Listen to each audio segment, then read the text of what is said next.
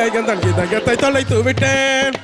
எந்த இடம் அது தொலைந்த இடம், அந்த இடத்தை மறந்து விட்டேன். உந்தன் கால் கொலுசில் அது தொலைந்ததென்று உந்தன் காலடி தேடி வந்தேன்.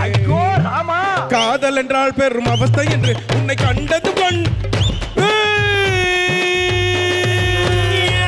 என்னவளே அடி என்னவளே, எந்தன் இதயத்தை தொலைத்து விட்டேன். என்னவளே அடி என்னவளே, எந்தன் இதயத்தை தொலைத்து விட்டேன். எந்த இடம் அது தொலைந்த இடம், அந்த இதயத்தை மறந்து விட்டேன். சூப்பர்.